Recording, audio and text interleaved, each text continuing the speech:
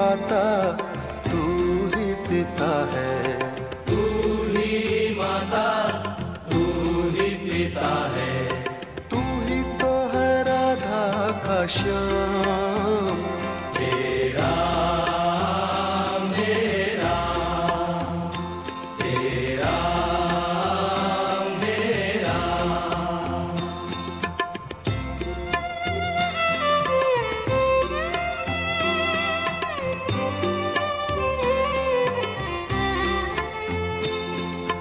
तू अंतर्यामी सबका स्वामी, तू अंतर्यामी सबका स्वामी, तू गुरु महाराज की जय। आओ गुरुवर मेरे डालू माला, गले तुमको जाऊं, ऊंचे आसन पे तुमको बैठाऊं। आओ गुरुवर मेरे डालू माला, गले तुमको जाऊं, ऊंचे आसन पे तुमको बैठाऊं। बहुत दिन से थी इच्छा हमारी, तेरे डालू माला गले तुमको जाऊं, ऊंचे आसन पे तुमको बैठाऊं। है मझधार नैया हमारी, होए पारे जो कृपा तुम्हारी। ओ पार नैया करो कष्ट मेरे, हरो मन लगाऊं, ऊंचे आसन पे तुमको बैठाऊं। आओ गुरुवर मेरे डालू माला, गले तुमको जाऊं, ऊंचे आसन पे तुमको बैठाऊं। क्या दक्षिणा दूं मैं तुम्हारी, कोई चीज़ नजर ना हमारी। प्रेम प्रसाद है भाव इनार है, फल खिलाऊं, ऊंचे आसन पे तुमको बैठाऊं। आओ गुरुवर मेरे डालू माला, गले तुमको जाऊं, ऊंचे आसन पे तुमको बैठाऊं, ऊंचे आसन पे तुमको बैठाऊं, ऊंचे आसन पे तुमको बैठाऊं। गुरु महाराज की जय।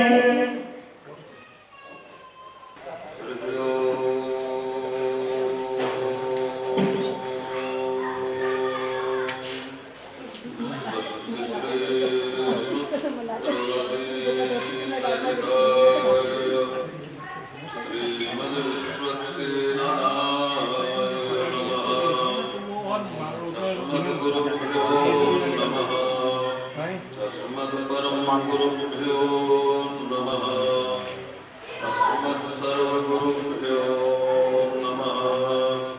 श्रीमते रामानुजाय नमः। सर्वेभ्यो ब्राह्मणेभ्यो नमः। सर्वेभ्यो सन्त वैष्णवचरणकमलेभ्यो नमः। श्रीरामचन्द्राय नमः।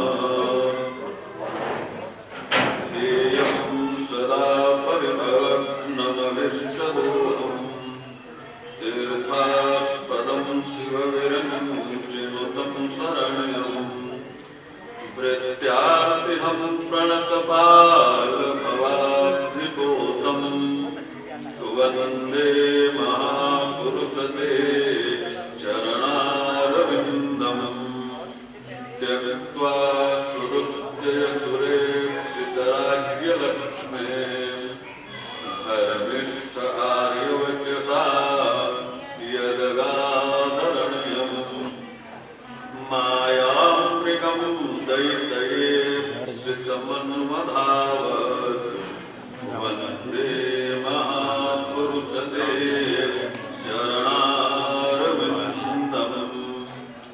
यो ब्रह्मरुद्रशुकनारदभीष्ममुख्ये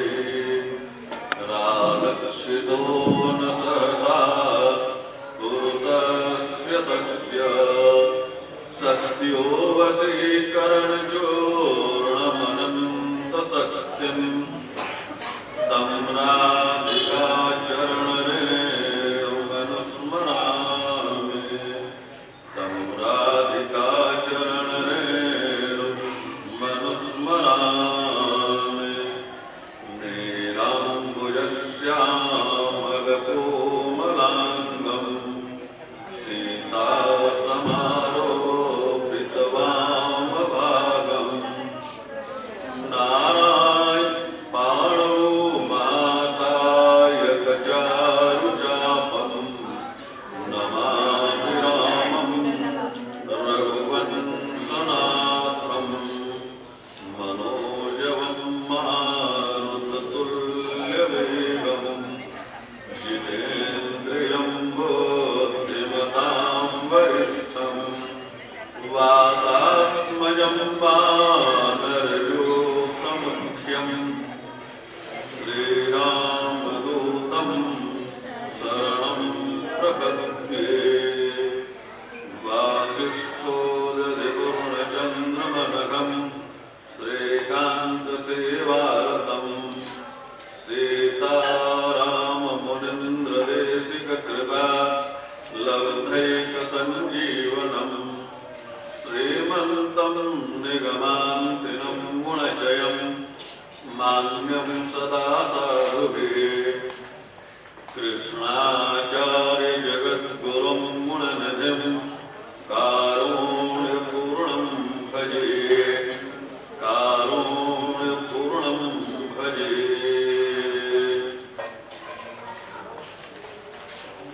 आइए करने के लिए मंगलाचरण किया, आप सुनने के लिए मंगलाचरण करें। सब लोग प्रेम से 2 बार रघुनाथ संकीर्तन, फिर यथामति यथा करेंगे। श्री रामचरित मानस के माध्यम से भगवत कथा श्रवण करेंगे। श्री राम जय राम जय श्री राम जय राम जय जय राम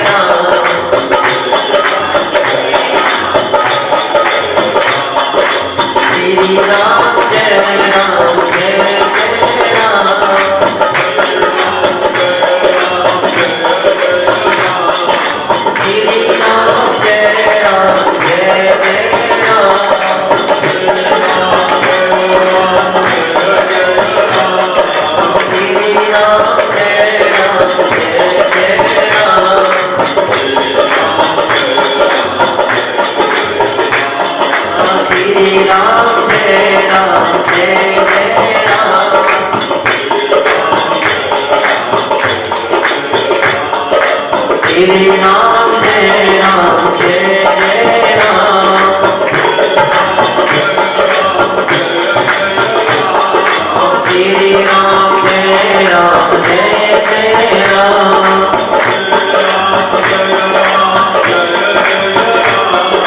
श्री राम जय राम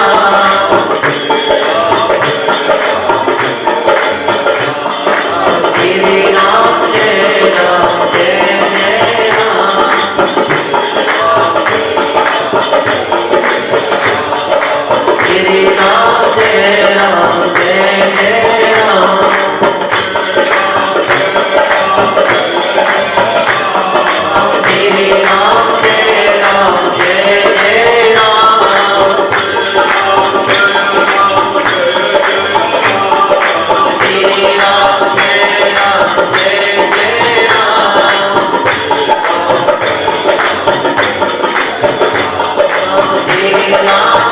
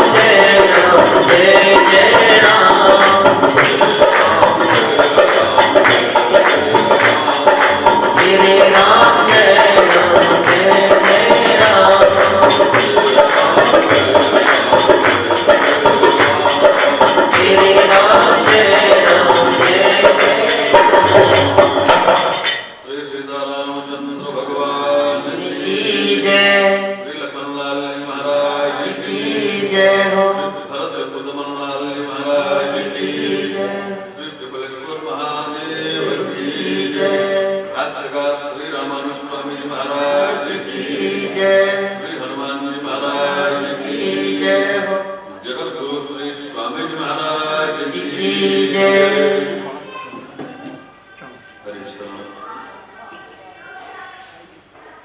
अनंत ब्रह्मांड नायक परात्पर अखिलेश्वर भगवान श्रीमन नारायण की अहैत की अनुकंपा से हम लोग इस परम पवित्र प्रांगण में बैठ कर श्री रामचरित मानस के माध्यम से सत्संग का रसास्वादन कर रहे हैं। आइए हम लोग भावराज्य से दत्तचित्त होकर उसी धराधाम पे चले जिस जगह पे बैठ करके कथा कही और सुनी अपने मन को एकाग्रचित कर दत्तचित्त करके बाहर आवाज नहीं आती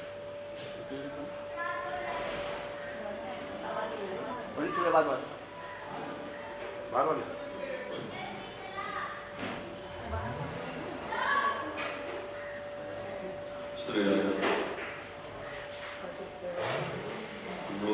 दत्तचित्त होकर सत्संग में होगा कल शंकर जी कैलाश पे माँ पार्वती को कथा सुनाते हुए प्रभु श्री राम के अवतरण की कथा सुनाए। भगवान श्री राम अयोध्या में महाराज दशरथ और महारानी कौशल्या के घर में श्री राम रूप में अवतार करते किसे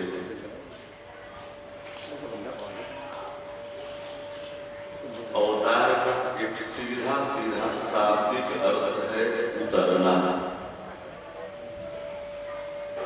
कोई व्यक्ति छत पे बैठा और वह उतर करके नीचे आया, इसी को अवतार। प्रश्न होगा कि भाई जीव भी उतरता है तो क्या जीव को भी अवतार कहा जाएगा? नहीं, जीव उतरता नहीं, जीव गिरता है, जीव का पतन होता है। परमात्मा का पतन नहीं होता, परमात्मा अपनी स्वेच्छा से उतर कर गया। परमात्मा जहाँ रहते हैं वैकुंठ में, गोलोक में, साकेत में, वहाँ पे ऐश्वर्य प्रधान है, वहाँ पे भगवान का ऐश्वर्य है। वहाँ उनसे कोई सखा भाव, मित्र भाव, पुत्र का भाव नहीं रख सकता। वहाँ केवल स्वामी और सेवक का ही संबंध होता है।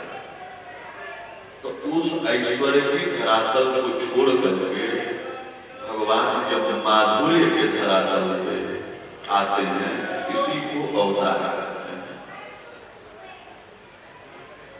तो भगवान ऐश्वर्य के धरातल को छोड़ करके इस माधुर्य के धरातल को क्यों आते हैं?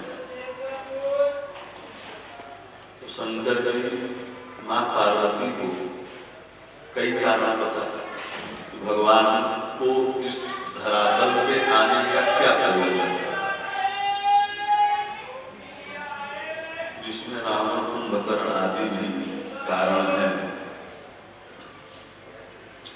प्रश्न है कि अगर रावण का वध करना भगवान का प्रयोजन है, कि रावण का अत्याचार पृथ्वी पे बहुत बढ़ गया है, उसको मारना है, अगर यही प्रयोजन होता तो भगवान का एक अवतार पृथ्वी पे पहले से ही श्री परशुराम जी का। और रही बात बल की, तो रावण जिससे हारा था सहस्रार्जुन, जिसने रावण को हराया था, उस सहस्राबाण के 1996 भुजाओं को काट चुके थे परशुराम। यानी रावण को जो हरा चुका था, उस उस सहस्रार्जुन को परशुराम जी हराए तो बल में भी अधिक है, तो रावण को भी मार सकते हैं। तो अगर रावण वध प्रयोजन होता तो भगवान को श्री राम रूप में आने की कोई आवश्यकता ही नहीं थी। यह काम परशुराम रूप में ही कर सकते थे, रावण को मार सकते थे। अच्छा, अगर यह बात हो कि भाई वरदान ही ऐसा था कि नहीं प्रभु को ही आना पड़ेगा श्री राम रूप में और रावण का वध होगा, यह प्रयोजन है, तो भगवान 41वें वर्ष में रावण का वध कर रहे हैं। प्रभु श्री राम 15 वर्ष के जब हैं तब उनका विवाह हुआ। 15 वर्ष की अवस्था में 12 वर्ष तक अयोध्या में रहे विवाह के। कितने हुए? 27 वर्ष। और 14 वर्ष का वनवास हुआ और 14वें वर्ष पूरा होने तक रावण को मार दिए। तो 27 और 14 41वें वर्ष में प्रभु श्री राम रावण को मार दिए, लेकिन 11,000 वर्ष तक अयोध्या में राजा था। अगर रावण वध प्रयोजन था तो 41वें वर्ष में लीला पूरी करके उनको लौट जाना चाहिए। फिर 11,000 वर्ष तक भगवान की आज्ञा थी। अगर कृष्णावतार का प्रयोजन कंस वध है तो 10वें वर्ष में ही कंस को मार दिए हैं प्रभु श्री कृष्ण। 10 वर्ष की आयु पूरी नहीं हुई थी तभी मारा दिए। अब बाकी 125 वर्ष रहे हैं, 115 वर्ष क्यों रहे हैं? क्या क्या? तो अगर ये दुष्ट कारण होते तो भगवान लीला पूरी करके चले जाते।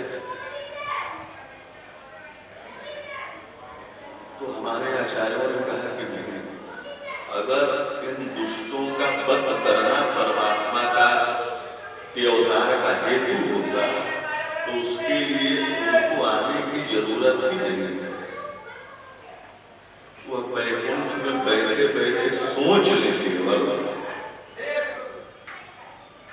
भृगुटी विलास सृष्टि लय, जिसकी एक बात भौहें टेढ़ी हो जाए तो इस पूरे ब्रह्मांड की सृष्टि भी हो जाएगी और प्रलय भी हो जाएगा। उतने समय उस भगवान को यहाँ आने की जरूरत नहीं। शंकर जी कह रहे हैं पार्वती से, पार्वती भगवान दुष्टों के लिए नहीं आ रहे हैं। अगर यह बात कही जाए तो लोग ज्यादा से ज्यादा दुष्ट बनना शुरू कर देंगे कि भाई भगवान का जल्दी अवतार होगा। अगर दुष्ट कारण है तो भगवान को बुलाना हो तो सब लोग मांगना चाहते हैं, भगवान जल्दी आ जाएंगे। शंकर जी कह रहे हैं कि नहीं, पार्वती कारण एकमात्र निश्चित यही है, यह तो नहीं कहा जा सकता, लेकिन सो केवल संत नहीं लगाएगा। वह भगवान केवल संतों के हित के लिए, अपने भक्तों के हित के लिए इस धराधाम में आते हैं। अब आते हैं, जैसे यहाँ से आपको मुंबई जाना है तो लक्ष्य मुंबई है, बीच में अनेकों स्टेशन आएंगे और निकल रहे हैं। तो उसमें नागपुर भी आया, नासिक भी आया, मनमाड़ भी आया। तो आप गए हैं, बात सही है, लेकिन नासिक मनमाड़ जाना यात्रा आपकी वहां की नहीं थी, वो रास्ते में आ गए। वैसे ही भगवान अपने भक्तों के लिए आते हैं, उस रास्ते में ये दुष्ट भी आ जाते हैं, इनका भी उद्धार करते हैं। तो भाई भक्तों के लिए अगर आते हैं तो भगवान को 11,000 वर्ष तक अयोध्या में राजा रहे। शंकर जी कहते हैं पार्वती रावण का वध कर देना, इससे जगत का कोई बहुत बड़ा कल्याण नहीं हुआ। भगवान को रावण को नहीं मारना, रावणत्व को मिटाना है इस पृथ्वी से। तो रावण को तो 41वें वर्ष में भगवान ने मार दिया, लेकिन रावणत्व जो था आसुरी वृत्तियां जो थी उनको मिटाने में इस धरती से भगवान को शेष 11,000 वर्ष लगे। और आप सब लोग जानते हैं, छोटी सी गलती कभी हुई, किसी को हम व्यापारी समझ करके जगह दे दिए देश में, तो उनको यहाँ से भगाने में लाखों लोगों को कुर्बान होना पड़ा और लगभग 200 वर्ष लगे। ईस्ट इंडिया कंपनी लेकर व्यापार ही तो करने आए और हमने व्यापारी समझ लिया और एक छोटी सी गलती का परिणाम कितना भयानक हुआ कि 200 वर्षों तक हमें लड़ना पड़ा।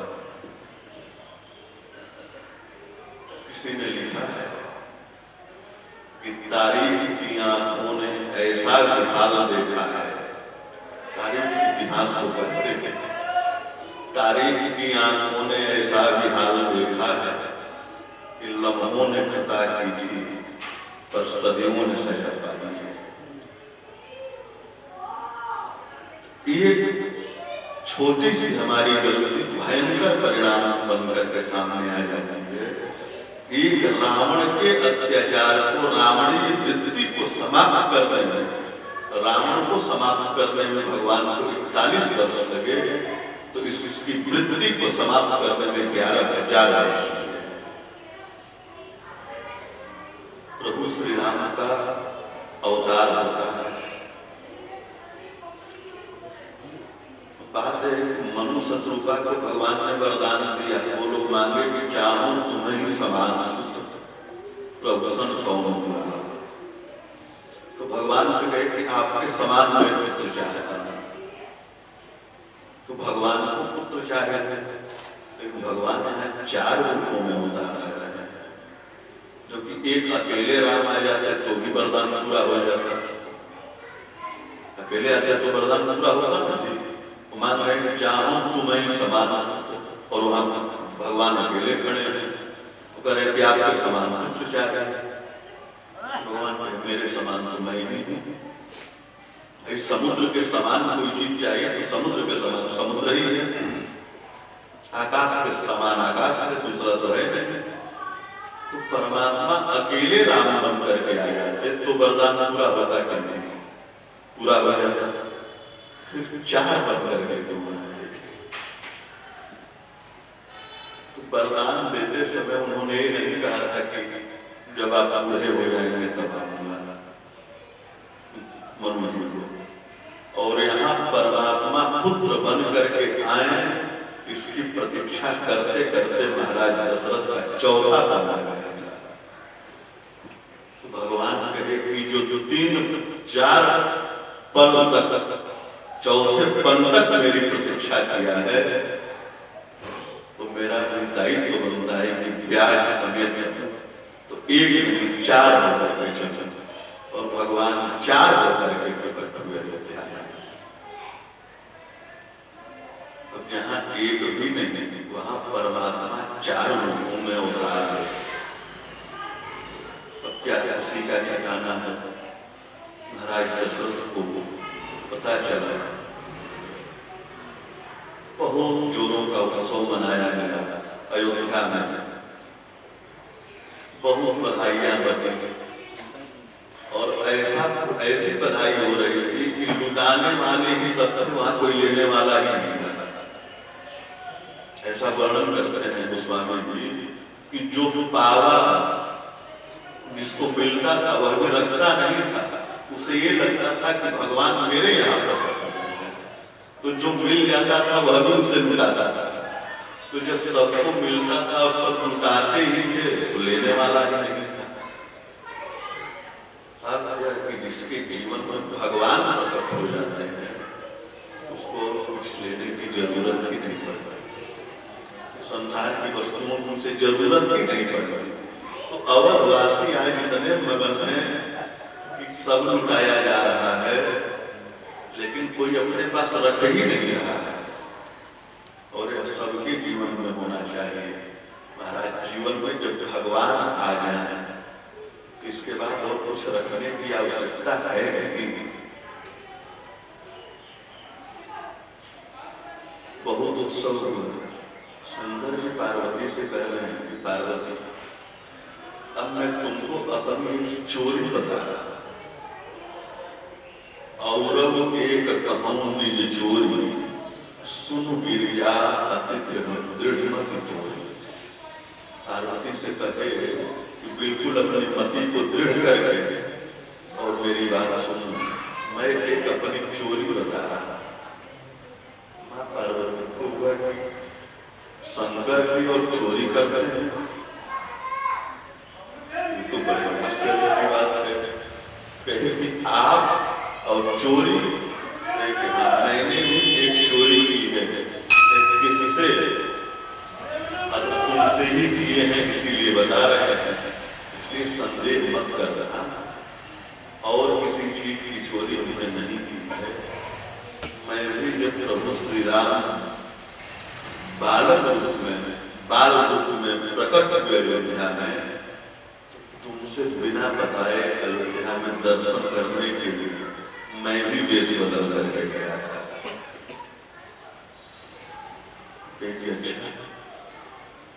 अच्छा कैसे गया और आपको दर्शन हुआ? हुआ था जब मैं कैलाश से चला दर्शन करने के लिए, मैं ब्राह्मण का वेश बना लिया। और महाराज आज दुनिया में भले कोई भी बात फैल जाए, प्रचार भगवान के जाने के लिए ब्राह्मण का वेश, शायद ब्राह्मण बहुत प्रिय है भगवान।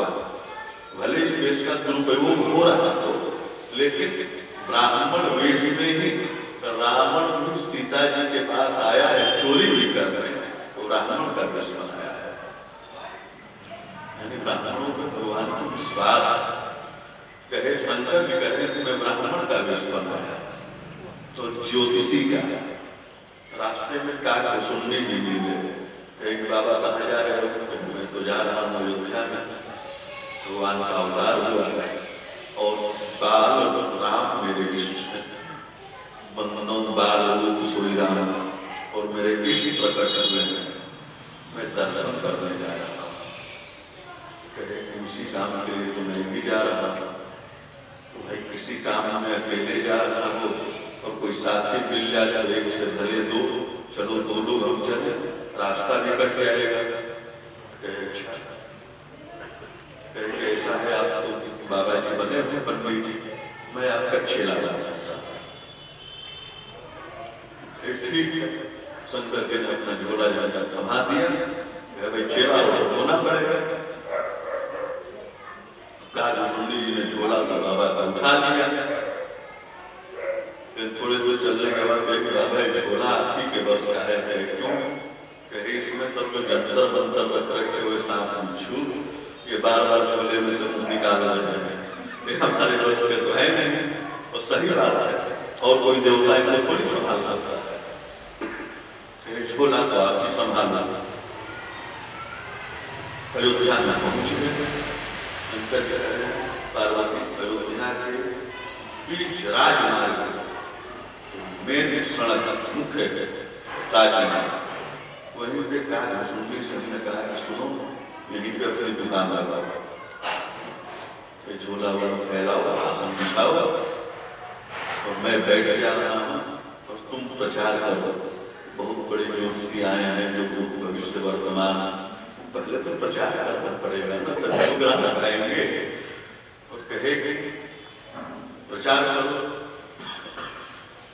तो शंकर जी आसन लगा के बैठ गए और काल जी प्रचार कर। अब महाराज सबकी इच्छा होती है जानने की, भले वो अपना भूत जाने, वर्तमान जाने न जाने, लेकिन भविष्य जानने की इच्छा होती है आगे क्या होगा। अब दो चार लोग आए शंकर जी के पास आए, बाबा हमारा देख लो। जब शंकर जी भी देख रहे हैं तो भला बताइए उनकी दृष्टि से किसी का भविष्य वर्तमान छूट सकता है? प्रचार करना है अपना, तो बिल्कुल एक एक अक्षर सत्य बोलते। हमारा भूत ऐसा रहा है, वर्तमान ऐसा है और भविष्य में यही होगा। तो वर्तमान तो भविष्य तो बाद में आएगा, लेकिन आपसे कोई भूत की बात बता दे, भूतकाल की, आदमी को विश्वास हो जाता है, भाई ये कैसे जाना। शंकर जी बता रहे हैं सब सही सही। तब तक कौशल्या की दासी उसी राजमार्ग से निकल रही है, वो भी सोच कि भाई कोई बड़ा जोशी आया है जो बिल्कुल सही सही बताता है, सारी बात बता दे। वो भी पहुंची, महाराज मेरा भी बता कौन हो भाई, मैं कौशल्या की दासी। शंकर जी कहे इसका तो बिल्कुल सही बताना है, तभी तो जाकर राजमहल में बताएगी। और शंकर जी ने बिल्कुल एक एक शब्द पूरे उसके जीवन में पढ़ दिया। अब उनसे क्या छुप सकता है, उसको आश्चर्य लगा, इतना विख्यात ज्योतिषी। अब वो आकर मां कौशल्या से बताइए महाराज ये ज्योतिषी आए हैं हमारे अवध में, और महाराज ऐसा ज्योतिषी तो हमने देखा ही नहीं, जबकि ये अवध है, यहाँ एक से बड़े एक विद्वान है, एक से बड़े एक साधक है, लेकिन ऐसा विद्वान तो आज तक कोई देखा ही नहीं है, जिसको न जन्म पत्री चाहिए, न डेट ऑफ बर्थ चाहिए, वो हाथ भी नहीं देखता है।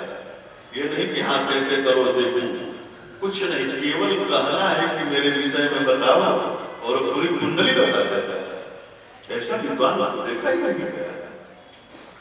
अच्छा मां कौशल्या सोची कि भाई बुढ़ापे में तो पुत्र पैदा हुआ है, तो क्यों ना बच्चे के विषय में कुछ जान लिया जाए, इसका भविष्य सब कैसा रहेगा। तो मां कौशल्या राजमहल के दरवाजे तक आई, तो कहीं भी जरा जाकर बाबा के चेले को बुला कर लाओ, बाबा तो आएगा नहीं तभी जल्दी। कागुंडी जी को लेकर गई दासी, कौशल्या से बात की, तुम्हारे गुरु जी में ज्योतिषी है, हाँ बहुत मुख्य है। तो बिना कुछ देखे, न हाथ देखना, न पैर देखना, न जन्म पत्री देखना, कुछ नहीं, केवल आदमी को देख ले और पूरा इतिहास ला देते। अच्छा मेरे बच्चे क्या करें, मेरे लाला का दिखाना था, क्या देखेंगे। मां कौशल्या की समस्या यह है कि बच्चे को मैं बाहर ला नहीं सकती, और राजमहल है, राजा का महल है, पीएम के आवास में कोई ऐसे नहीं प्रवेश कर सकता है। तो कोई भी व्यक्ति राजमहल में प्रवेश कैसे हो, तो मुश्किल है। सुंदी जी ने कहा कि आप चाहें तो आप राजरानी हैं, अगर आप किसी को परमिशन दे दें कि नहीं यह व्यक्ति यहाँ तक आएगा, तो जितना राजा का अधिकार है आपका भी है। हाँ ये तो है। अब शंकर जी के पास सूचना आई कि मां कौशल्या ने बुलाया है, वहां दरवाजे पे खड़ी हुई। अब तो शंकर जी की खुशी का ठिकाना नहीं, क्योंकि भाई जिस लक्ष्य के लिए आए हैं वो पूर्णता की ओर है। पहुंचे वहां पर, मां कौशल्या ने पूछा, सब बताया कैसा है, वो राजमहल ज्योतिषी इसमें कौन है, तो बाबा का ज्योतिषी तो मैं, गुरु जी में, तो भूत भविष्य कौन बताता है, तो मैं, बस आप चलिए, चले क्या जरूरत है। तो बाबा तो चल दिया है, कागुंडी की धोती पकड़ा पीछे से, कहे बाबा प्रचार हमने किया है, दुकान का प्रचार हमने किया है, और लाभ लेना तो अकेले। धोती पकड़ कर कहे बस उपाय बनाओ, नहीं तो पोल खोल देंगे। जैसे बच्चा था, माँ बाप के साथ ट्रेन में सफर कर रहा था, जो भी कोई सामान बेचने के लिए आता था तो कहता था खरीदो, माँ बाप खरीदो, तो नहीं एक केक खरीदो, तो नहीं खरीदेंगे। जब कहते थे लोग कि नहीं खरीदेंगे तो कहता था कि बता देंगे। अब खरीदना पड़ता था। पड़ोस में जो व्यक्ति बैठा था, कहा ये कौन सा है बता देंगे, इससे आप डर जाते हो, जो कहता है वो मान लेते हो। बताया है ये लड़का 8 साल से उम्र का है, लेकिन दिखता 5 साल का है और हमने इसकी हाथ करके रखी है और यही वो धमकी दे रहा है कि नहीं खरीदोगे तो मैं चिट्ठी को बता दूंगा। वैसे ही सुंदरी जी ने कहा कि बाबा मैं भी बता दूंगा, ये कोई पंडित और ज्योतिषी नहीं है, कैलाश से आए हैं शंकर जी हैं कि बिगड़ गए। शंकर जी ने मैया ऐसा है बताता तो मैं, लेकिन मैं बूढ़ा हो गया, मुझे दिखता कब है, देखता नहीं है और मैं बताता। शंकर जी ने समझाना विश्व के गुरु है। मैया कहती अच्छा भैया जब दिखता उसे तुमको जाओ वही चले और देख कर चला है। तब काला सुनने की आएगा तो शंकर जी ने पकड़ा गया तो फिर हम भी बता देंगे ये कोई चेला वाला नहीं है, कौआ है। काला सुनने की तो कौआ है। काला सुनने की नहीं मैं सिर्फ देखना जानता था, मैं उसका फल नहीं जानता था। फलादेश तो गुरु जी करेंगे, इसलिए हम दोनों ही जाएंगे तभी काम बनेगा। जैसे जैसे महल में प्रवेश हुआ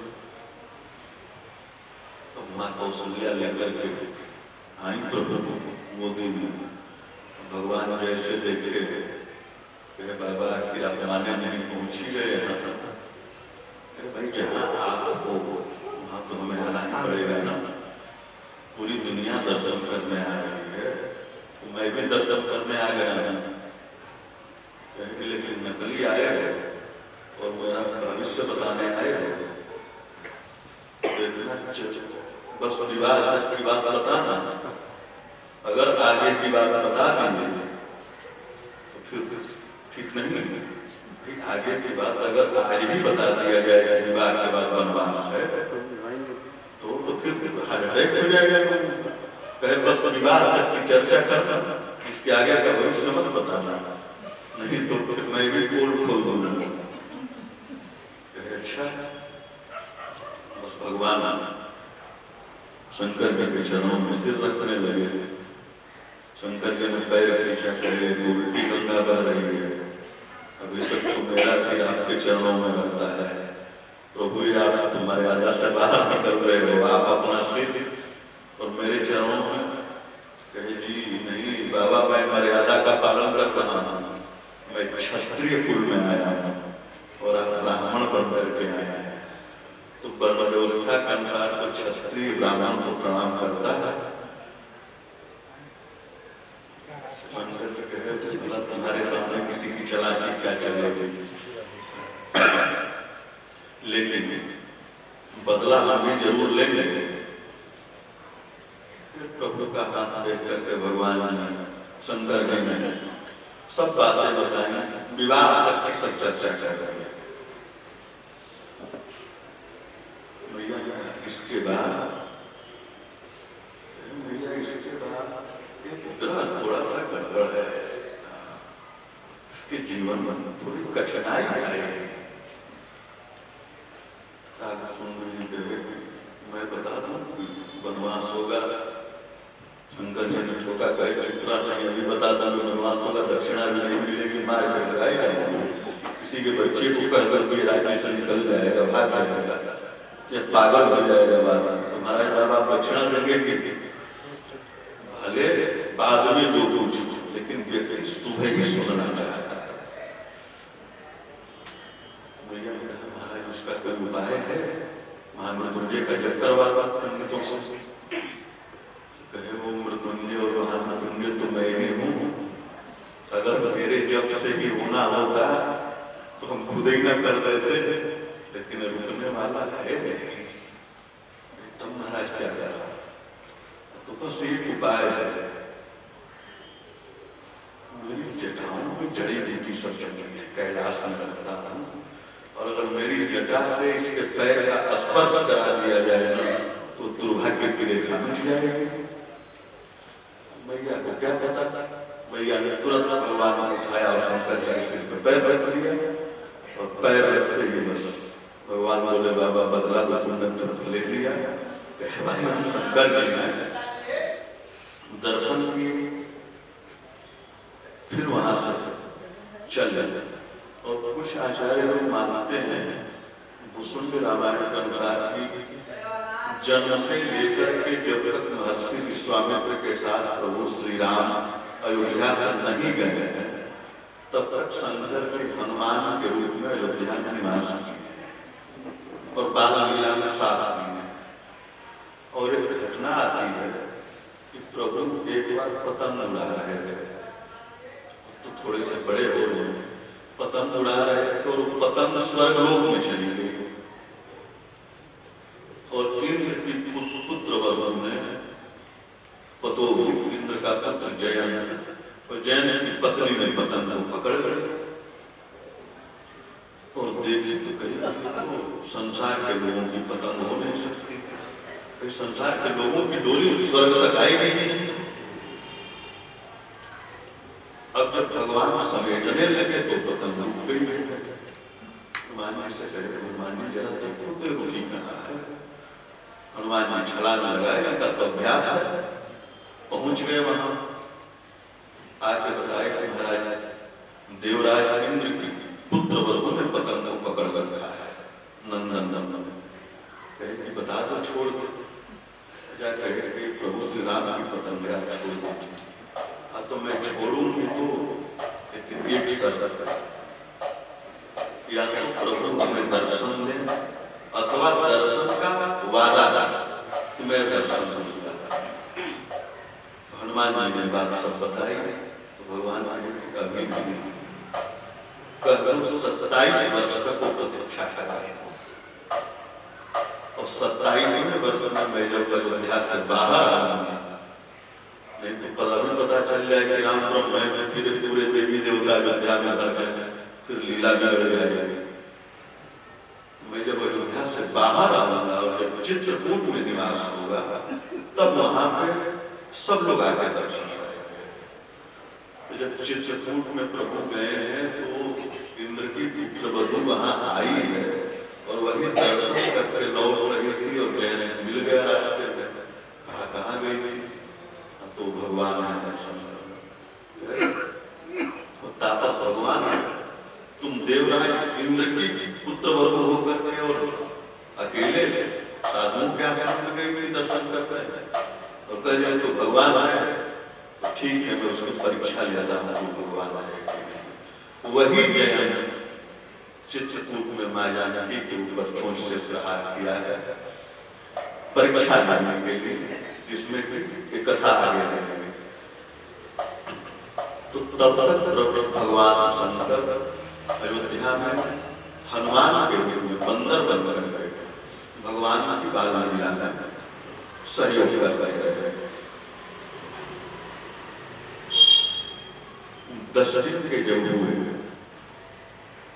सब लोग चारों शास्त्र की विधि है ब्राह्मण के पुत्र का 6 दिन के बाद नामकरण होना चाहिए और क्षत्रिय कुमार का 10 दिन के बाद नामकरण होना चाहिए। 6 दिन से पहले नाम नहीं रखना चाहिए, लेकिन अब तो विडंबना है कि बच्चा पेट में है तभी नाम रख दिया जाता है। और 2 नाम, अगर बेटा होगा तो टिंकू और बेटी हुई तो टिंकी, ऐसा हो रहा है। ऐसे नाम रखे जा रहे हैं। जब शास्त्र कहता है नामकरण संस्कार ब्राह्मण का 6 दिन और क्षत्रिय का 10वें दिन अथवा उसके बाद। आज प्रभु श्री राम 10 दिन के हो रहे हैं। महाराज दशरथ ने गुरु वशिष्ठ को बुलाया और कहे महाराज अब तो विचारों को मानो का नामकरण संस्कार होना चाहिए। वशिष्ठ जी ने पंचांग पूजन नाम मोक्ष आदि जो कर्मकांड होते हैं संपादित कराया और ध्यानावस्थित होकर बैठे और महाराज दशरथ की गोदी में प्रभु श्री राम। दशरथ जी ने कहा महाराज मेरे ज्येष्ठ पुत्र हैं, सबसे पहले इनका नामकरण करना है। महर्षि वशिष्ठ जब ध्यान में बैठे तब उनको अपने पिता ब्रह्मा की याद आए। आज मेरा जन्म सफल हो रहा है। नहीं, जब ब्रह्मा के जी ने 10 ऋषियों को प्रकट कर दिया तो उस 10 ऋषियों में महर्षि वशिष्ठ जी थे। जब सूर्यवंश प्रारंभ हुआ तो ब्रह्मा जी ने कहा कि पुत्र तुम सूर्यवंश का पौरोहित्य बनो, पुरोहित बन जाओ और इनका कर्मकांड पूजा पाठ तुम कराओ। वशिष्ठ जी ने मना कर दिया। कहे क्यों? मानस में तो एक शब्द में कहते हैं कि पौरोहित्य कर्म अति मंदा। पौरोहित्य का कर्म जो है मंदा, छोटा। कहे क्यों? भाई पौरोहित्य कर्म में ब्राह्मण को यजमान के आश्रित रहना पड़ता है। यजमान आए पूजा पाठ कराए तब तक चले। कहे यह काम मैं नहीं करूंगा, मैं पौरोहित्य नहीं करूंगा।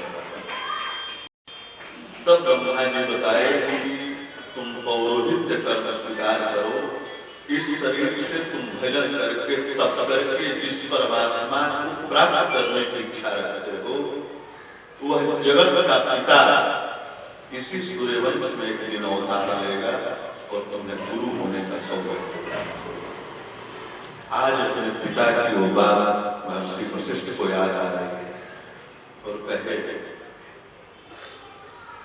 मरने के बाद तो भगवान के यहाँ बहुत लोग जाते हैं। रावण भी गया है, पूतना भी गई है, ताड़का भी गई है, लेकिन जो सौभाग्य वशिष्ठ जी को मिला है, जो दशरथ जी को मिला है, जो नंद बाबा यशोदा को मिला है, दुनिया आज भी इनका नाम लेती है, लेकिन रावण का कंस का नाम थोड़ी लिया जाता है। जब ये भी भगवान के यहाँ है, सब मुक्त हुए हैं। तो कहेगी मरने के बाद भगवान मिलते हैं नहीं मिलते हैं, लेकिन आज जन्म सार्थक हो गया कि जगत का पिता जो जगत गुरु है आज उसका मैं गुरु बनने जा रहा हूं। और महर्षि वशिष्ठ ने नामकरण किया है।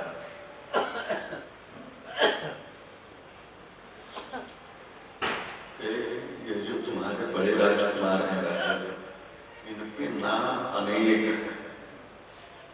एक विष्णु सहस्रनाम में 1000 नाम, गोपाल सहस्रनाम पढ़िए तो उसमें 1000 नाम है, वामन भगवान के भी नाम से सहस्रनाम है, राम जी के भी नाम से सहस्रनाम है।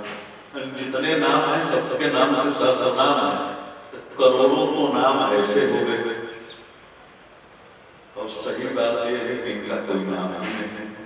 ये अनामा है, बेनाम बादशाह है। फिर भी मैं अपनी बुद्धि से एक नाम रखूंगा।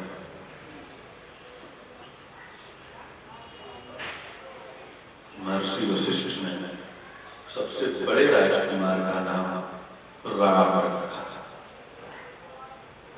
कहते महाराज राजा के पुत्र का नाम इतना छोटा, 2 ही अक्षर का, मेरा नाम तो 4 अक्षर का है, बेटे का नाम 5 अक्षर 6 अक्षर का हो तो बड़ा नाम चाहिए था, आपने 2 अक्षर का रखा राम। कहे बस इन 2 अक्षरों का जो आश्रय ले लेगा जीवन में एक बार भी कहेगा राम, पूरे जीवन उसको मिल जाएगा विश्राम। इसलिए मैंने राम नाम रखा। अखिल लोकदायक विश्रामा, पूरे संसार को जो विश्राम देने वाला है उसी का नाम राम है। इसलिए मैंने बड़े राजकुमार का नाम राम रखा। भरत जी का नामकरण हुआ कि विश्व भरण पोषण कर जोई ताकर नाम भरत अस होई, जो पूरे विश्व का भरण पोषण कर रहा है। तो यहाँ क्या चाह रहा हूँ, कुछ प्रश्न रखे हैं। विश्व का भरण पोषण भरत जी करते हैं तो क्या राम जी भरण पोषण नहीं करते थे? राम जी परमात्मा है तो राम जी भी तो भरण पोषण करते हैं। भरण पोषण करने वाले भरत जी को क्यों माना गया? कहे नहीं, राम जी संसार का भरण पोषण करते हैं, लेकिन जो राम का भी भरण पोषण अपने प्रेम से करे वह भरत है। और भगवान का एक नाम विश्व है। विष्णु सहस्रनाम में सबसे पहला नाम है विश्वम। विश्वम विष्णु वसत का है। पर राम पूरे विश्व का भरण पोषण करते हैं, लेकिन राम का भी पोषण और परमात्मा का पोषण तो केवल प्रेम से होता है। और अपने प्रेम से जो परमात्मा को भी पोषित करेगा वह भरत है। इसलिए विश्व भरण पोषण करेगा। विश्व यानी भगवान श्री राम का जो भरण पोषण करेगा वह भरत। ऐसे दूसरे राजकुमार का नाम भरत रखा गया। अब यहाँ तो परंपरा तो ये होनी चाहिए कि फिर तीसरे नंबर पर लक्ष्मण जी हैं, लेकिन तीसरे नंबर पर शत्रुघ्न जी का नाम कर रहा है। मानस में ऐसा ही है। और लक्ष्मण जी चौथे नंबर पर। ये देखिए क्यों? अब क्यों कहा, इसमें तो है नहीं, अपने अपने विचार हैं और मैं जबरदस्ती थोप नहीं रहा हूं। शायद आपको भी अच्छा लगे तो मानिए, नहीं मेरे विचार है। शत्रुघ्न जी चक्र के अवतार है, भरत जी संघ के अवतार है, और प्रभु श्री नारायण स्वयं श्री राम है, और लक्ष्मण जी शेष सैया है। तो जब नारायण का वर्णन हुआ और उनके अब अस्त्र का वर्णन हो रहा है, संघ का वर्णन, तो अब तो परंपरा ऐसे ही चलेगी ना कि जब शरीर का हुआ अब शस्त्र का हो रहा है, तो वही संघ के बाद तो चक्र आता ही है। सैया तो बाद में आएगी ना, शेष तो सैया के बाद में आएगी। नहीं, एक आयु का वर्णन हो जाए फिर सैया का, फिर ऊपर आयु का वर्णन हो, तो परंपरा थोड़ी सी बिगड़ गई। हमें लगता है कि महर्षि वशिष्ठ ने इसीलिए भगवान के बाद उनके आयुधों का नामकरण किया, तब सैया का किया। जाके सुमिरन तेरी गुनासा नाम शत्रुघ्न वेद प्रकाशा। जिनके स्मरण करने मात्र से शत्रुओं का नाश हो जाता है, ऐसे तीसरे राजकुमार का नाम शत्रुघ्न रखा गया। अच्छा, शत्रुघ्न जी के नाम स्मरण से शत्रुओं का नाश होता है। शत्रुघ्न जी ने कोई बहुत बड़ा काम किया है, किसी बहुत बड़े शत्रु को मारे हैं। एक मथुरा के राक्षस लवणासुर का कत्ल किए और मथुरा नगरी बसाया। तो कोई रावण आदि से बहुत बड़ा तबीर था। फिर क्यों कह रहे हैं कि जिसके स्मरण से ही शत्रुओं का नाश हो जाएगा? और सिद्ध चौपाई है। अगर कहीं आप किसी परेशानी में फंसे हैं, बहुत विरोधी आपके हैं, इस चौपाई का रोज 108 बार पाठ कीजिए, सब शत्रु अपने आप शांत हो जाएंगे। बिल्कुल सिद्ध है। कहे कि प्रभु श्री राम ने, भरत ने, लक्ष्मण ने, जिनने भी शत्रुओं को मारा, सब बाहर के शत्रुओं को मारे, लेकिन अंदर के शत्रु जिसने पूरे अयोध्या में सबसे बड़ा षड्यंत्र किया, मंथरा, उसको शत्रुघ्न जी ने जीता है। कहे सब लोग बाहर के शत्रुओं को तो पहचाने, लेकिन अंदर के शत्रु इस मंथरा को, और मंथरा पर किसी ने हाथ नहीं उठाया है, इन शत्रुघ्न ने लाल मारा है।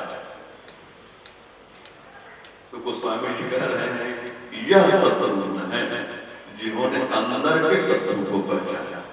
तो ऐसे हमारे अंदर के शत्रु काम, क्रोध, लोभ, हमारे आचार्य मानते हैं इस चौपाई का पाठ करने से इन शत्रुओं का नाश हो जाता है। काम, क्रोध, लोभ आदि। और चौथे राजकुमार का नाम श्री लक्ष्मण जी रखा गया। ऐसे चारों राजकुमारों का नामकरण हुआ, और नामकरण जब हुआ तो फिर से अयोध्या में उत्सव मनाया गया। तो आइए हम लोग थोड़ी देर अयोध्या वासियों के साथ उत्सव मनाना, फिर आगे की कथा जैसे होता।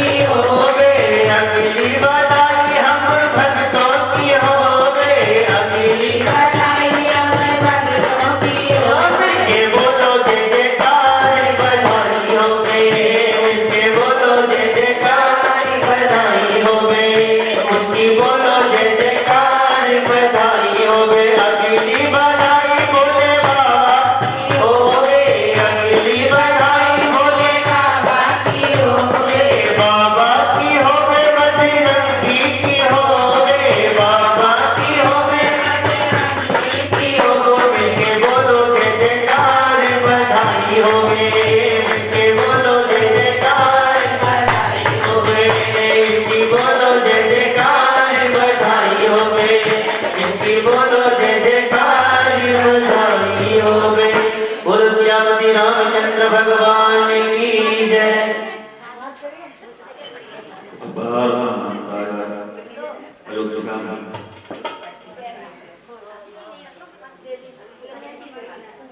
अब तो चारों भैया बड़े हो रहे हैं। महाराज दशरथ ने गुरुदेव वशिष्ठ से कहा था अब इनका उपनयन संस्कार होना चाहिए। वैसे तो शास्त्र के अनुसार 5वें वर्ष में ही ब्राह्मण का और 8वें वर्ष में क्षत्रिय का यज्ञोपवीत हो जाना चाहिए। अगर न हो तो 8 वर्ष तक ब्राह्मण का और 12 वर्ष तक क्षत्रिय का यज्ञोपवीत संस्कार अवश्य होना चाहिए। आज 10वें वर्ष में प्रवेश कर रहे हैं प्रभु श्री राम।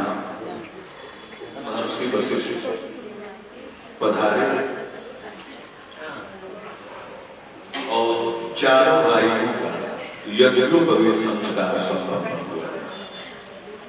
यज्ञोपवीत के बाद पहले यह परंपरा थी कि बेरा धरने के लिए गुरुकुल में जाया जाता था। तो इस परंपरा का पालन करते हुए चारों भाई जैसे कि चक्रवर्ती के पुत्र हैं, महाराज दशरथ के पुत्र हैं, चक्रवर्ती की, लेकिन फिर भी जो परंपरा रही है अध्ययन की, शिक्षा की, इसका पालन करते हुए प्रभु श्री राम चारों भाई वशिष्ठ जी के यहाँ विद्यालय के लिए गए। न कि वशिष्ठ जी को अयोध्या में बुलाया गया पढ़ाने के लिए, नहीं। गोस्वामी जी कहते हैं कि गुरु गृह गए पढ़ना रघुराई। गुरु गृह गुरु जी के घर पे यानी आश्रम में पढ़ने के लिए यह परंपरा थी हम लोगों की कि गुरु के गुरुकुल में जाया जाता था और वेद का अध्ययन होता था। और सामान्य लोगों के लिए था कि 12 वर्ष तक ब्रह्मचर्य का पालन करते हुए वेद का अध्ययन करे साधकोपान, और इसके बाद जब वो लौट कर आता था तो समावर्तन संस्कार होता था, तब आगे वो गृहस्थ बनने का अधिकार होता था। तो 12 वर्ष तो सामान्य लोगों के लिए था। भगवान को जब पढ़ने गए तो गुरु गृह गए पढ़न रघुराई, अल्पकाल विद्या सब आई। और सिद्ध चौपाई जो बच्चा पढ़ने में अगर कमजोर हो, इस चौपाई के उसे पाठ करना चाहिए, इससे विद्या जानी चाहिए। ये नहीं लिखा है कि विद्या सब पाई भगवान नहीं, परिश्रम किए उनको याद हो गए, ये नहीं। तो स्वामी जी कह रहे हैं कि अल्पकाल विद्या सब आई, सब विद्या अपने आप भगवान के पास में पहुंचने। वैसे भी भगवान को दुनिया को दिखा रहे हैं कि शिक्षण की परंपरा यह होनी चाहिए कि गुरुकुल में जाकर के अध्ययन करना चाहिए, नहीं तो जाके सहज श्वास श्रुति चाहिए सो हरि पढ़ाई तुम्हारा। जिसके श्वास से वेद प्रकट होते हैं उस परमात्मा को पढ़ने की क्या जरूरत पड़ी थी, लेकिन नहीं, यह परंपरा थी। और दूसरी बात कि भगवान मनुष्य के रूप में अवतार लिए हैं, तो जो भी क्रियाएं हैं, जो भी लीलाएं हैं, सब मानवीय धरातल पे कर रहे हैं, जो एक मनुष्य के जीवन में होना चाहिए। तो उस मानवीय धरातल पे भगवान अपनी लीला को संतुष्ट कर रहे हैं। तो गुरुकुल में जाकर के वे शिक्षा देने के लिए जब शास्त्रों का संपूर्ण अध्ययन पूर्ण हुआ, तब प्रभु श्री राम ने कहा कि गुरुदेव शास्त्र तो आपने पढ़ा दिया, मैं राजकुमार हूं और एक राजा के लिए शस्त्र का भी ज्ञान होना आवश्यक है। शास्त्र राजा को इसलिए जानना आवश्यक है ताकि वह प्रजा के प्रति कोई गलत निर्णय न कर सके, उससे शास्त्र का ख्याल हो। शास्त्र जानता हो तो उससे मर्यादा का ख्याल रहेगा, और जब शास्त्र पढ़ा ही नहीं है तो उचित अनुचित का निर्णय कैसे करेगा। इसलिए राजा को शास्त्र को जानना ही चाहिए, लेकिन राज्य की सुरक्षा के लिए शस्त्र का भी ज्ञान होना चाहिए। महर्षि वशिष्ठ कहे कि इस पृथ्वी पे इस समय शस्त्र के यदि सबसे बड़े कोई ज्ञाता है तो महर्षि विश्वामित्र है। लेकिन विडंबना यह है कि विश्वामित्र हमसे विरोध मानते हैं। महर्षि वशिष्ठ विश्वामित्र से विरोध नहीं मानते थे, लेकिन विश्वामित्र जी वशिष्ठ जी से विरोध मानते थे, और इतना विरोध कि महर्षि वशिष्ठ के 100 पुत्रों को विश्वामित्र जी ने मारा है। एक नहीं, वशिष्ठ जी के 100 पुत्र थे और 100 पुत्रों को मारा है विश्वामित्र ने। और समझिए कितने बड़े शत्रु मानते थे। लेकिन शस्त्र के सबसे बड़े ज्ञाता महर्षि विश्वामित्र है, तो अगर उनसे शस्त्र का ज्ञान प्राप्त किया जाए तो सबसे अच्छा होगा। भगवान सोचे कि भाई अगर ऐसी बात है तो इस ज्ञान और विज्ञान दोनों को एक जगह मिला दिया जाए। महर्षि वशिष्ठ ज्ञानी है तो महर्षि विश्वामित्र विज्ञानी है, अपने समय के बहुत बड़े वैज्ञानिक हैं।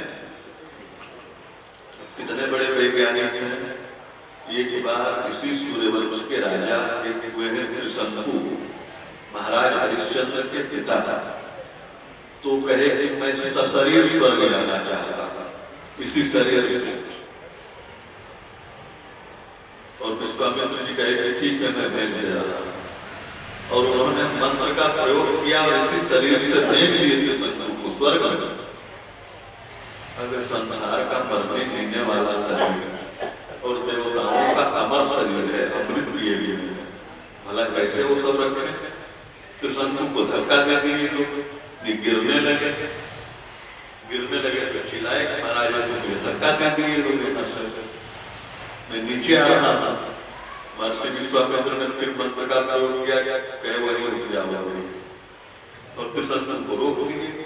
अब वो तो गिर रहे थे, सिर नीचे और पैर ऊपर, ऊपर से गिर रहे और नीचे से इन्होंने रोक दिया। अब तो और आपस में पड़ गए, उल्टे लटके हुए हैं, नीचे आ सकते हैं न ऊपर जा सकते हैं। तो कहे गुरुदेव तो आपने और आपत कर दी, नीचे ही गिर पड़ता था, उनसे सीधा तो हो जाता। तो त्रिशंकु उल्टे लटक गए, उनके मुख से जो लाल निकला उससे एक नदी का निर्माण हो गया, जो नदी उत्तर प्रदेश और बिहार का बंटवारा करती है, जिसका नाम कर्मनाशा है। बनारस से आगे जब आप जाएंगे 90 किलोमीटर लगभग तो नदी बढ़ती है। उस नदी के पश्चिम उत्तर प्रदेश की सीमा लगती है और पूर्व में बिहार लगता है, और नदी ही बंटवारा करती है। तो कर्मनाशा नाम की नदी बह रही है। अब महर्षि विश्वामित्र को बहुत गुस्सा आया, मैंने भेजा और मेरे शिष्य को देवताओं ने धक्का दे दिया स्वर्ग से, तो मैं अपने तपोबल से नया स्वर्ग बनाऊंगा। और महाराज विश्वामित्र ने नया स्वर्ग बनाना शुरू कर दिया। नए इंद्र, नए वरुण, नए कुबेर, नए अग्नि, सब देवता, नया स्वर्ग। ब्रह्मा जी आए, कहे क्या कर रहे हो? कि तुम क्या जानते हो कि तुम ही बस सृष्टि करना जानते हो। तो सृष्टि आदि ये सब कर्म तो तब से होते हैं, तब बल रचयि प्रपंच विधाता तपबल विष्णु सहस्र जगत्राता, तपबल समुकर संहारा, और तपबल शेष धरे महिधारा। तप के बल से पृथ्वी को धारण करते हैं, शंकर के दुनिया का संहार करते हैं, भगवान नारायण पालन करते हैं, और तुम ब्रह्मा सृष्टि करते हो, तो मैं भी दूसरा ब्रह्मा हूं, मैं भी सृष्टि कर देता। और महाराज उन्होंने सृष्टि शुरू कर दी। कहे मनुष्य कहां से बनाओगे? मैंने तो स्त्री पुरुष का जोड़ा बनाया है, जिससे कि पुत्र पुत्री पैदा होते हैं। कहे तुम तो पुरुष से पुरुष पैदा करते हो, मैं वृक्षों से पुरुष पैदा कर दूंगा, और नारियल के फल में ही बच्चा बनाना शुरू कर देंगे। आज भी नारियल का जब जटा लगाएंगे तो 2 आंख और 1 नाक बना दादा, उसी को बनाना शुरू कर देंगे।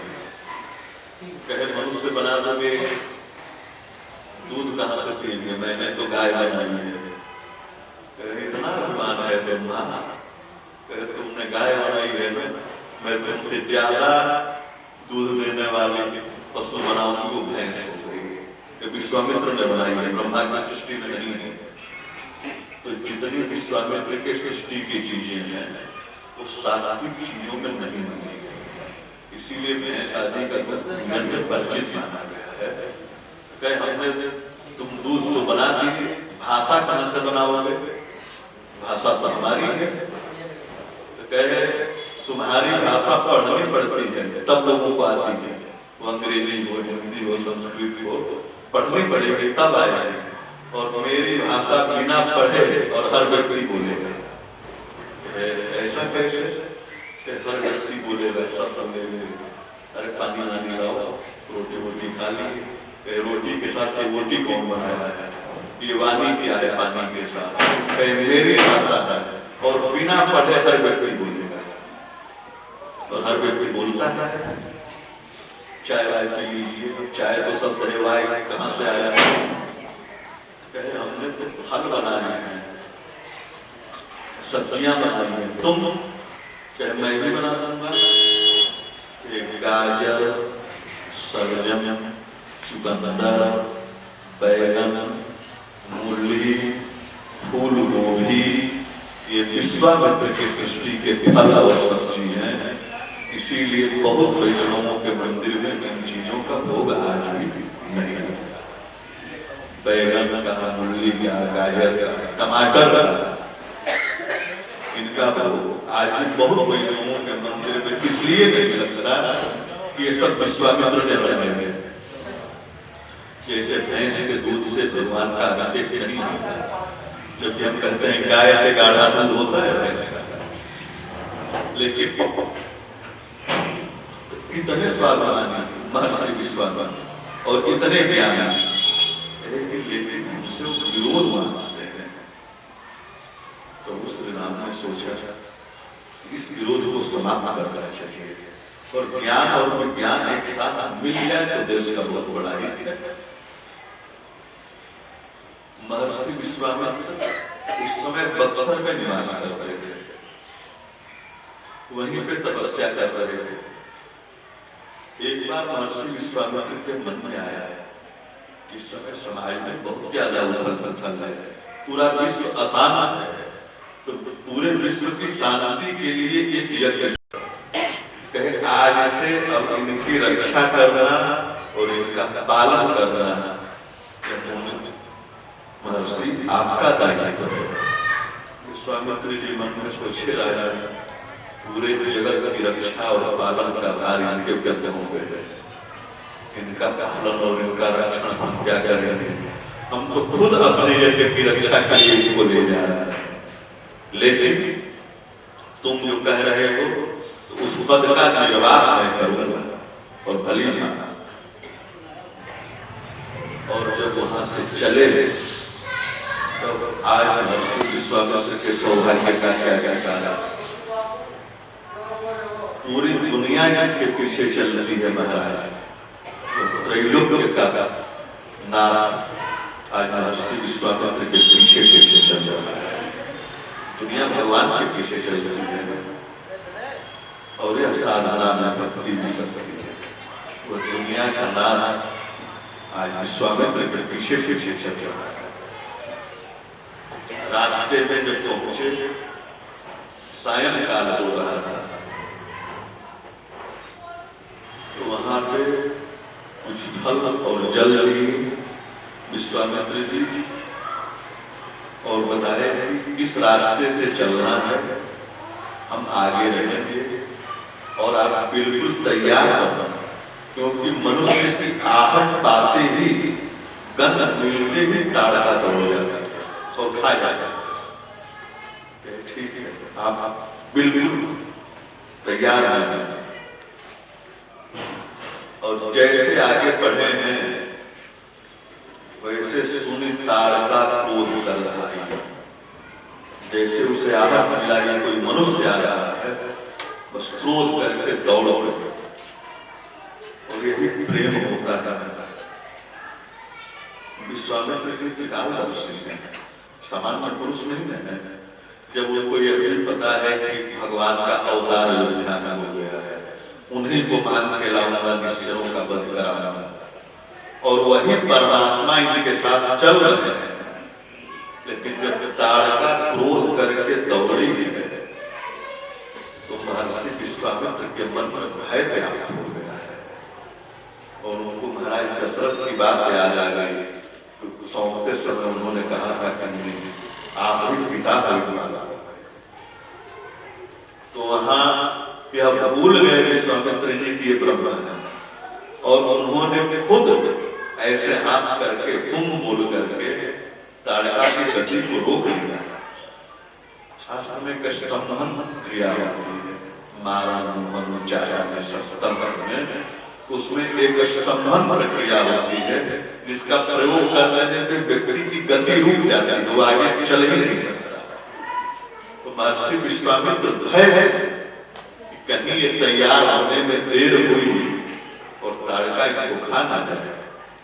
एक ब्रह्मज्ञानी की सोच है महाराज, ब्रह्मज्ञानी की प्रेम की सोच है और उन्होंने उनकी गति को रोका और तब कहे कि बस भगवान भी माना, एक माना दुनिया उजाड़ कर ताड़का क्या मारे। चरित्रवन नामक उस आश्रम में आज भी बक्सर को चरित्रवन के नाम से क्षेत्र जाना जाता है। वहां पर पहुंचे और तब जाकर के महर्षि विश्वामित्र ने सारे शस्त्रों का ज्ञान, जितने शस्त्र होते हैं सबका ज्ञान कराया, सब विद्या दी। और ऐसी विद्या जिसको ग्रहण करने के बाद उसको अपने जीवन में प्रयोग में लाया जाए तो वर्षों तक न प्यास लगेगी न भूख लगेगी और शक्ति भी कम नहीं होगी। अब ऐसी विद्या तो महाराज आजकल तो केवल किताबों में है। इतना विज्ञान उस समय आ गया था कि जाते लगे क्षुधा पिपासा, जिस विद्या को जानने के बाद न भूख लगेगी न प्यास लगेगी और न शक्ति कम होगी। ऐसी विद्याएं प्रभु श्री राम को और लक्ष्मण जी को महर्षि विश्वामित्र ने बताया। तब प्रभु श्री राम कहे प्रातः काल गंगा जी स्नान किए और कहे कि गुरुदेव अब आप निश्चिंत होकर निर्भय होकर के आप यज्ञ कीजिए और मैं यज्ञ की रक्षा करता हूं।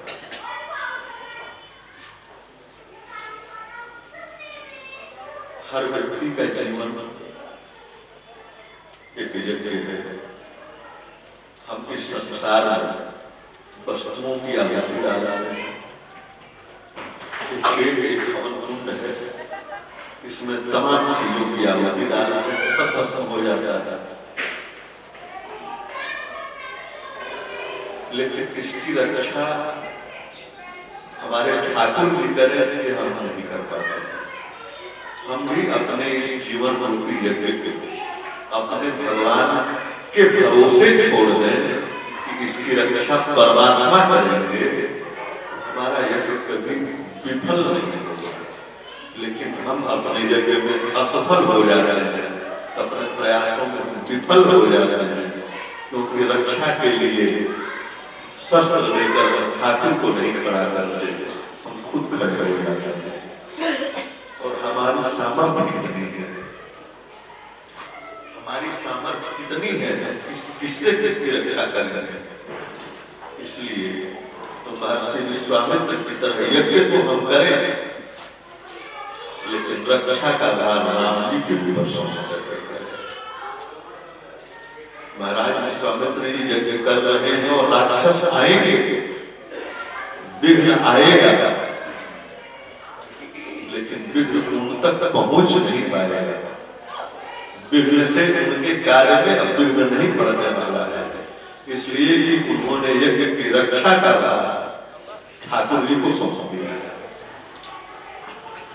और जैसे स्वाहा स्वाहा की ध्वनि शुरू हुई, मारीच नाम का राक्षस दौड़ा। भगवान ने देखा, भगवान सोचे कि इसको मारना ठीक नहीं, इसको अभी रखना है, इसलिए कि आगे के काम आएगा। भगवान तो लीला करना है, वो तो सब जानते हैं कि हमारे लीला में कौन कौन सहयोगी है। बस बिना हड़का फण माने इस बाण में लोग नहीं बने, केवल डरते ही और बाण मार दिया मारीच को, और बक्सर से उड़ा है बाण, और जाकर कहां पर गिरा जानते हैं आप? कहां गिरा? मारीच जहां पे गिरा उस देश का नाम है मारीसस, और इसका शुद्ध नाम मारीचस है। मारीच वहां पर गिरा जाता, उसका नाम मारीचस था, आज मारीसस हो गया है। इतना दूर गया और मरा नहीं। तो भगवान ने मारीच के ऊपर जिस बाण का प्रयोग किया था, उसको हमारे टीकाकारों ने मानवास्त्र अस्त्र के नाम होते थे, तो उसको मानवास्त्र का नाम दिए हैं। उस बाण का नाम मानवास्त्र था, जो कि मारा नहीं, ले जाकर वहां तक गिरा दिया। मारीच को भगवान ने मारीचस दिया, कि बात सुनकर के सुबाहु को बहुत क्रोध आया और वह दौड़ा तो भगवान ने अग्न्यास्त्र का प्रयोग किया और सुबाहु को वहीं पे जला करके भस्म कर दिया। ऐसे महर्षि विश्वामित्र के यज्ञ की रक्षा की और महर्षि विश्वामित्र का यज्ञ पूर्ण हुआ। यज्ञ पूर्ण हुआ, कुछ दिन वहां निवास किए। महर्षि विश्वामित्र कहे कि राघव, आपको मैं अयोध्या से इसलिए राजा से मांगा कर रहा है कि यज्ञ की रक्षा करनी है और यज्ञ को पूर्ण करना है। एक यज्ञ को पूर्ण हो गया, लेकिन एक यज्ञ और चल रहा है 1 वर्षों से, जो कि अभी तक पूर्ण नहीं हो पा रहा है। और वह यज्ञ भी जब तक आप नहीं पहुंचोगे तब तक पूर्ण नहीं होगा। कौन सा यज्ञ महाराज? मिथिला के राजा महाराज जनक एक यज्ञ कर रहे हैं। इस यज्ञ का नाम धनुष यज्ञ है और वो 1 वर्षों से चला रहा है। महर्षि वाल्मीकि के अनुसार वो यज्ञ 1 वर्षों से केवल उसी दिन नहीं था, उसी दिन सब राजा आए और किसी से धनुष नहीं होता। 1 वर्षों से प्रतिज्ञा चली आ रही थी तो राजा आते थे, प्रयास करते थे, धनुष नहीं होता। कहीं एक यज्ञ और है और वह यज्ञ आज भी अधूरा है और उस यज्ञ की भी पूर्णता तब होगी जब आप खुशियां होंगे। लक्ष्मी के मन में अभी तक तो हमने अश्वमेध यज्ञ, राजसूय यज्ञ, सोम यज्ञ, लक्ष्मी नारायण यज्ञ, ये सब यज्ञ सुने हैं कि धनुष यज्ञ कैसा होता है भाई? ये तो नया नाम है। तो महर्षि विश्वामित्र से कहे कि महाराज ये धनुष यज्ञ क्या है? इसमें क्या बात है? धनुष की पूजा होती होगी कि नहीं? अश्वमेध यज्ञ में क्या होता है? अश्वमेध यज्ञ में अश्व की बलि दी जाती है, अश्व की बलि दी जाती है। फिर वही अश्व प्रकट होता है मनुष्य से। अब तो समझ में, समझ गया धनुष की भी बलि दी जाती है। जब अश्वमेध में अश्व की बलि दी जाती है तो इसे धनुष यज्ञ में धनुष की बलि दी जाएगी। तो कहे ठीक है। महर्षि विश्वामित्र प्रभु श्री राम को लेकर और भैया लक्ष्मण को और बक्सर से मिथिला की तरफ प्रस्थान किए। प्रभु श्री राम ने एक जगह बहुत घना जंगल, बिल्कुल सुनसान, उस जंगल में कोई पशु पक्षी नहीं, बिल्कुल निर्जन। उन्हें आश्चर्य है कि इतने घोर जंगल में कोई पशु न कोई पक्षी, कोई जंतु नहीं, छिपकली और चींटी तक भी नहीं वहां की जंगल में। उन्हें प्रश्न ये जगह कौन सी है?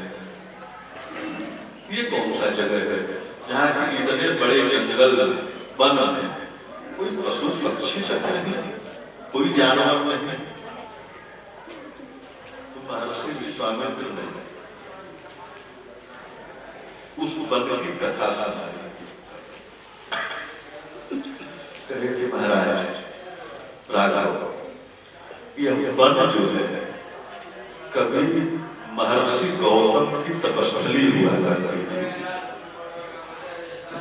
गौतम ऋषि यहाँ पे तप कर रहे थे और इतने प्रभावशाली महात्मा थे, इतने बड़े साधक थे कि ब्रह्मा जी की एक पुत्री थी जिसका नाम था अहल्या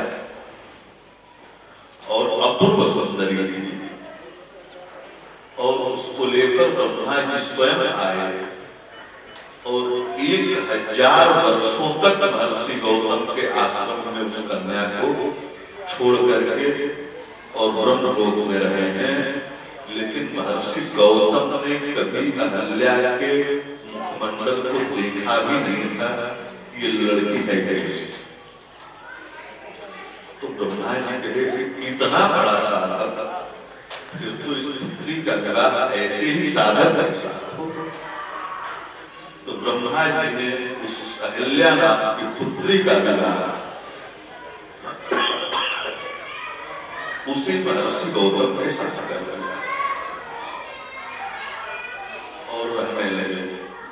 कालांतर में महर्षि गौतम से और अहल्या से एक पुत्र और एक पुत्री का जन्म हुआ। पुत्र का नाम हुआ सदानंद, जो महाराज जनक के पुरोहित हुए, सदानंद। और पुत्री का नाम